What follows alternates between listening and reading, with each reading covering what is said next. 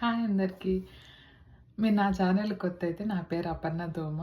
నేను abroad move అయ్యి దాదాపు 1 ఇయర్ అవుతుంది. ఎన్ని రోజులు ఎక్కడుంటానో ఎందుకు చెప్పలేదంటే ఒక రీజన్ ఉంది.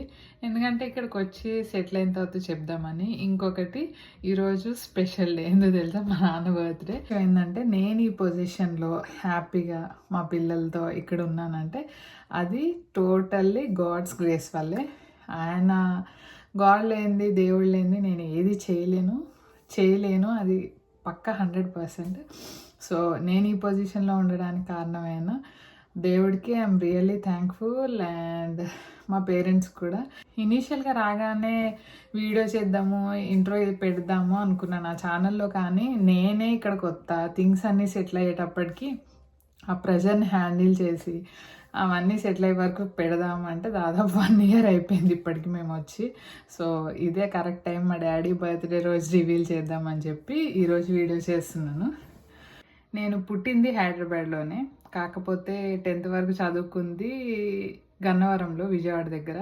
కానీ మా ఊరు మాత్రం గొల్లన్పల్లి. అది నాకు చాలా ఇష్టం, ఎందుకంటే హాలిడేస్ నేను చిన్నప్పుడు అంతా అక్కడే పెరిగాను. అండ్ తర్వాత హైదరాబాద్ వచ్చేసిన. సో ఎవరన్నా నన్ను అడిగితే హైదరాబాద్ అని చెప్తాను, ఎందుకంటే ఎక్కువ ఇయర్స్ హైదరాబాద్లో ఉన్నాను. కాకపోతే నాకు మా ఊరంటే కూడా ఇష్టం, and at the same time Hyderabad అంటే కూడా ఇష్టము. సో నా లాంగ్వేజ్లో కొంచెం ఆంధ్ర వస్తుంది, కొంచెం తెలంగాణ వస్తుంది. చిన్నప్పటి నుండి నాకు కోరిక ఉండేది అబ్రాడ్ వెళ్ళాలి. ఎందుకంటే మా పేరెంట్స్ కూడా అబ్రాడ్లో ఉండేవాళ్ళు. సో నాకు అబ్రాడ్ వెళ్ళడం అంటే చాలా ఇష్టం ఉండేది. నేను అసలు ఈ ప్రొసీజర్ స్టార్ట్ చేసి దాదాపు 5 to 7 ఇయర్స్ అయింది అబ్రాడ్ రావడం. 5 to 7 ఇయర్స్ అని అనుకున్నారా? ఎలానో చెప్తాను. ఫస్ట్ ఆఫ్ ఆల్ నేను 2016లో పాస్పోర్ట్ అప్లై చేశాను. అప్పుడు 2 ఇయర్స్ పట్టింది నాకు పాస్పోర్ట్ రావడానికి. 2016లో అప్లై చేయగానే 2018లో వచ్చింది. అప్పుడే నేను ఐఎల్స్కి ప్రిపేర్ అయ్యి రాసి అన్నీ చేసి పాస్ అయిపోయి జాబ్ ఇంటర్వ్యూ అప్పుడు నేను ఒక కన్సల్టెన్సీ ద్వారా వచ్చాను. ఇప్పుడు అది లేదు ప్రస్తుతానికి.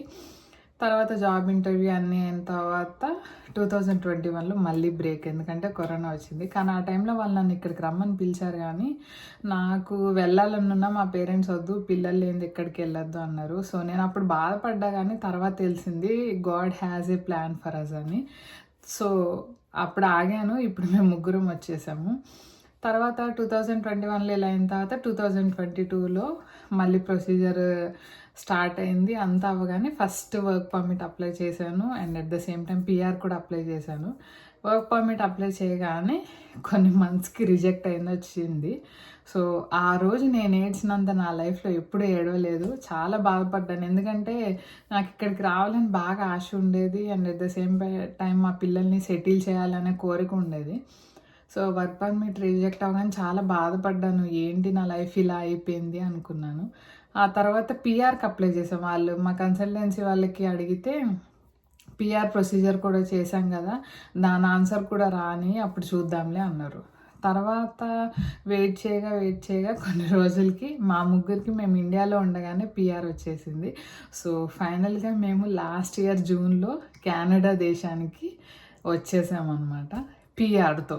ఇక్కడికి వచ్చాక నేను జాబ్లో జాయిన్ అయినాక తెలిసింది అసలు వర్క్ పర్మిట్ మీద వస్తే ఎన్ని ఇబ్బందులు పడంటే, బ్యాచిలర్గా వచ్చినా లేకపోతే సింగిల్గా వచ్చినా ఏమనిపించదు, కానీ పిల్లలతో వస్తే మాత్రం కంపల్సరీ పార్ట్నర్స్ వర్కింగ్ అయి ఉండాలి. కానీ నా విషయంలో నేను ఒక్కదాన్ని మా పిల్లలకి. సో చాలా ఇబ్బంది అనిపించింది. అంటే అవన్నీ చూసి అప్పుడు అనిపించింది దేవుడు మన గురించి ఎంత ప్లాన్ కలిగి ఉంటాడని. నేను ఆ రోజు నిజంగా చాలా ఏడ్చాను. అరే ఎట్లయినా నాకు ఒక పర్మిషన్ రావాలి, నేను వెళ్ళిపోవాలి అనేదే ఉండే నా ఇంటెన్షన్. కానీ ఇక్కడికి వచ్చాక నేను ఒక్కదానే ఇవన్నీ ఫేస్ చేయాలని దేవుడు తెలుసు కాబట్టి ఆయన అది రిజెక్ట్ చేసి పిఆర్ ఇప్పించాడు. సో నేను 2023 జూన్లో మేము ముగ్గురం పిఆర్తో కెనడా దేశానికి వచ్చేసినాము. సో నేను ఏం చేస్తాను అంటే, ఇండియాలో ఉన్నప్పుడు బీఎస్సీ నర్స్, నేను ఈఎస్ఐలో పనిచేశాను ఒక 10 ఇయర్స్. తర్వాత ఈఎస్ఐ ఒక 10 ఇయర్స్ ఏమో ఈఎస్ఐ నాచారంలో పనిచేశాను. ఇంకొక 2 ఇయర్స్ వచ్చేసి ఈఎస్ఐ సనత్ నగర్ ఈఎస్ఐసిలో పనిచేశాను. సో ఇంకొక విషయం ఏంటంటే, నేను పుట్టింది ఈఎస్ఐలో, నేను పనిచేసింది కూడా ఈఎస్ఐలోనే. దాదాపు 10 to 12 ఇయర్స్ వరకు పనిచేసినాను. ఆ తర్వాత ఇక్కడికి నాకు జాబ్ ఆఫర్ ఎలా వచ్చిందంటే, నా కన్సల్టెన్సీ వాళ్ళు ఇక్కడ నుండి స్కైప్ ఇంటర్వ్యూస్ తీసుకోవడం వల్ల నేను సెలెక్ట్ అయ్యి ఇక్కడ నర్స్ లాగా రాలేదు, కేర్ గివర్ జాబ్తో వచ్చాను. అండ్ ఒక 6 మంత్స్ అలా గడిచిన తర్వాత ఒకసారి వాళ్ళు సూపర్వైజర్ రోల్కి ఎవరైనా ఇంట్రెస్ట్ ఉంటే అప్లై చేయండి అంటే నేను అప్లై చేశాను. సో ప్రజెంట్ ఇప్పుడు నేనైతే సూపర్వైజర్ జాబ్ చేస్తున్నాను. ఇంకా నర్స్గా ఎందుకు చేయలేదు అంటారా, ఇక్కడ ఒక ఎంట్లెక్స్ ఎగ్జామ్ అని రాయాలి, అది మీకు కూడా తెలిసి ఉండొచ్చు. సో ఆ ఎగ్జామ్ క్లియర్ చేస్తేనే కానీ మనం అఫీషియల్గా నర్స్ అనిపించుకో. అప్పటి వరకు మనకి ఎంత విద్యతే, ఈవెన్ సింగిల్ ట్యాబ్లెట్ కూడా మనల్ని ముట్టుకొనివ్వరు అనమాట. సో అది ఇక్కడ నాకు వచ్చేటప్పుడు ఎవ్వరు తెలీదు, just employer of 15 days accommodation ఇస్తారని ఒక పేపర్ పంపించారు.